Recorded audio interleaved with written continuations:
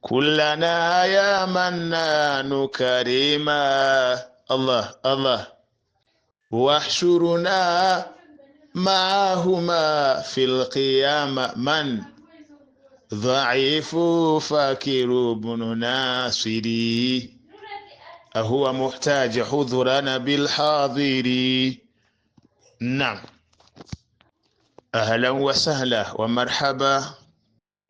Naam, niwakaribishe pale popote mlipo ndugu zangu katika mwendelezo wa tafsiri ya Qur'an.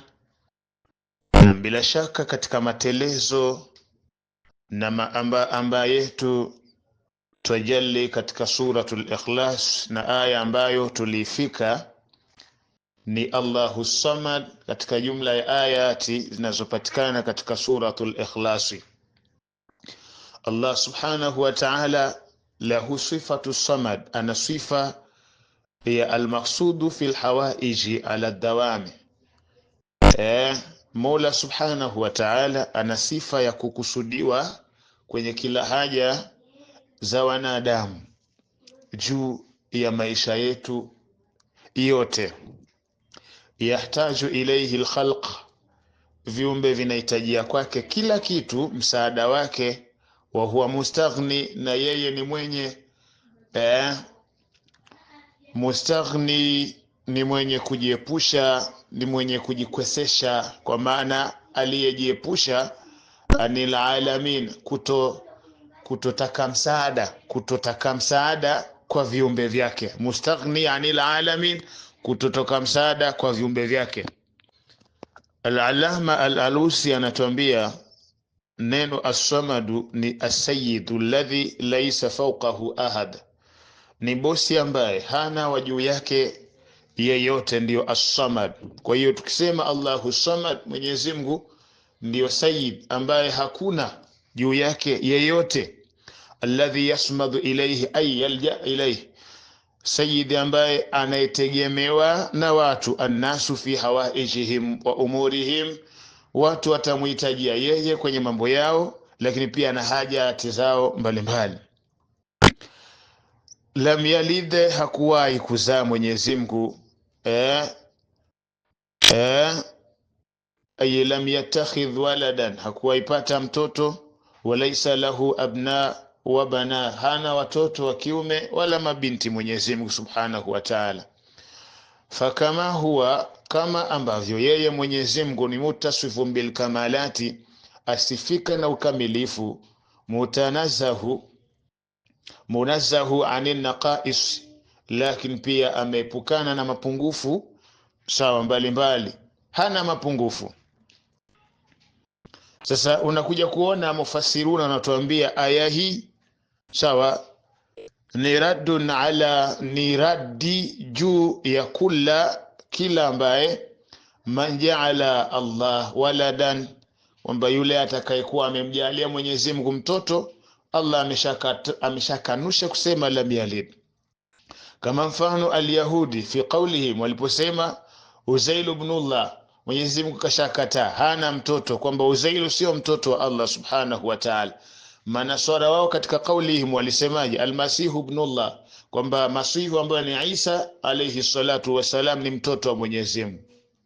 Washirikina wao fi zamihim, katika kudai kwao, anna almalaikata banatullah, kwamba malaika ni watoto wake Mwenyezi Mungu wa kike.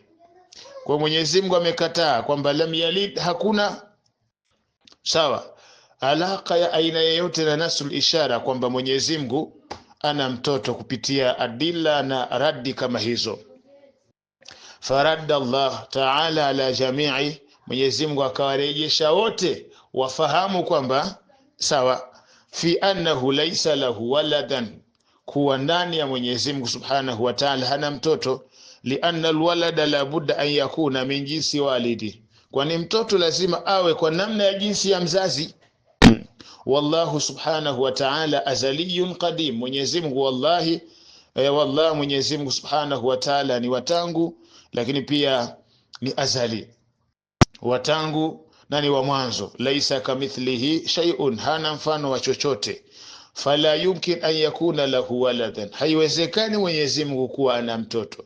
Walianna alwalada la yakunu illa liman lahu zawj, na hakupatikani mtoto ila kwa yule ambaye atakuwa na mke. Na Mwenyezi Mungu Subhanahu wa Ta'ala laisa lahu zawja, hana mke. Wa ilayhi al-ishara, na itafute ishara unaikuta katika aya hii, badi'u samawati wal ardi anna yakunu lahu walad wa lam takun lahu sahiba, mwanzilishi wa mbingu na ardhi, kwa maana na vilivyomo ndani yake, inawezekana vipi awe na mtoto? Ni jambo lisilowezekana. Walam yulad, Mwenyezi Mungu hakuzaliwa, ay lam yulad min abi wala ummin, hakupata zaliwa kutoka kwa baba au mama. Lianna kulla maulud hadith, kwani kila kinachozaliwa ni chenye kuzuka. Na Allah Subhanahu wa Ta'ala qadimun azaliyun, ni watangu, lakini pia ni azaliyun, wa mwanzo na ni watangu. Fala yasihu an yakuna mauluda, hakutosihi Mwenyezi Mungu awe ni mtoto aliozaliwa au awe ni kazaliwa. Wala an yakuna lahu walid, wala awe Mwenyezi Mungu na mtoto na mzazi.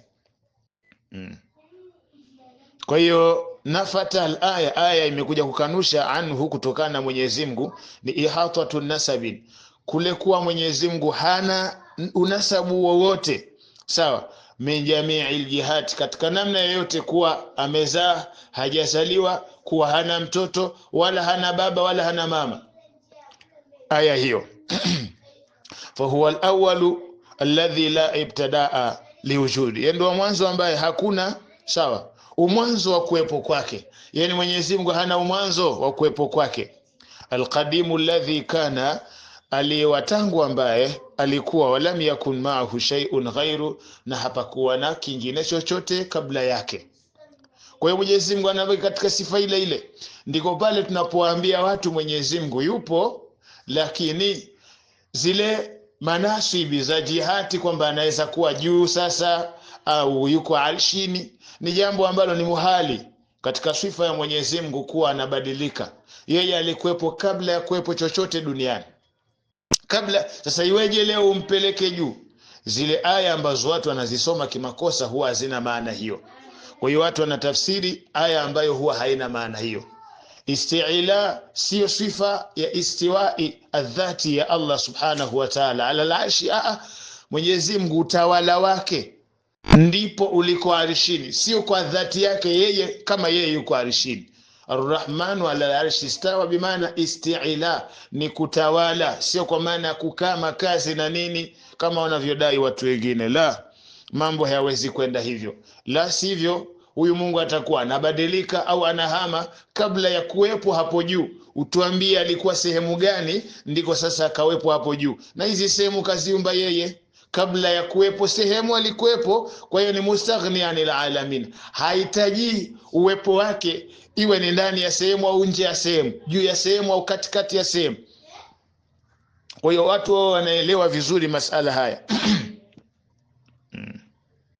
Walam yakun lahu, na Mwenyezi Mungu hakuwahi kuwa na kufuwan ahadun, yani mfanano wa chochote.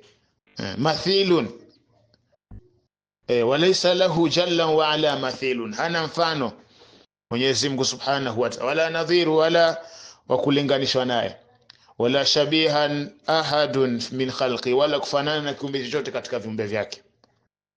La fi dhatihi wala fi sifatihi, si kwenye dhati zake Mwenyezi Mungu, dhati yake, wala katika sifa zake, wala fi af'ali, wala katika matendo yake. Laisa kamithlihi shay'un wa huwa as-sami'ul basir.